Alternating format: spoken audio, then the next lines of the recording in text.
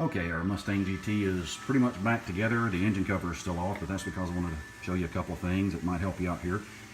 There are some rubber grommets in these. They're fasteners, basically, and these pegs just stick down in the rubber grommets or any actual bolts or screws that hold this on.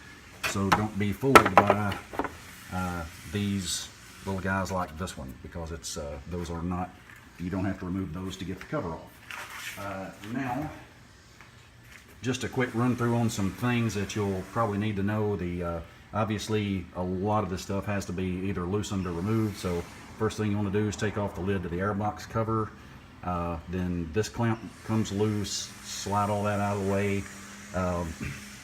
Next thing is this clamp, a pair of pliers or channel lock type, just anything you can use to squeeze the clamp with. Slide it back, it comes right out of the way, and just rotate it over. Don't have to disconnect the other end back here.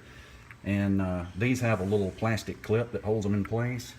So just, I don't know if you can see that or not, but squeeze the little clips and this part pops out, and then these will slide off. This comes off.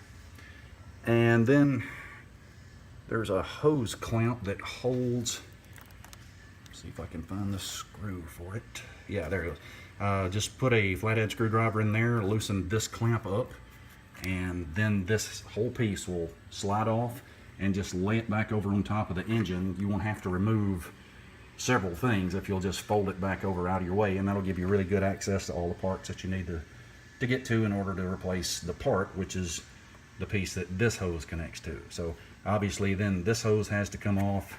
There's a little white plastic piece down in here that it's pretty self-explanatory. You just push in on the sides and this piece will come up.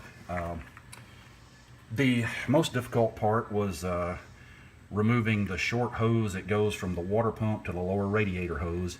And what you want to do there is get a 5/16 socket, and I used a T-handle on mine, but extension and ratchet or T-handle. And first thing you want to do is loosen up the bolts that hold down the water neck, and they're kind of dark all of a sudden for some reason.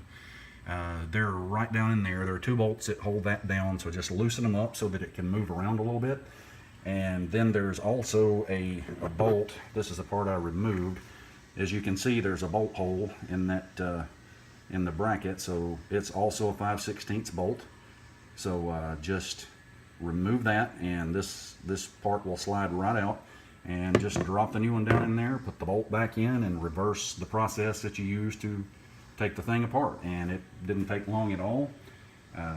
You shouldn't have any major problems with it, and we're about to put some coolant in it and see if the thing leaks.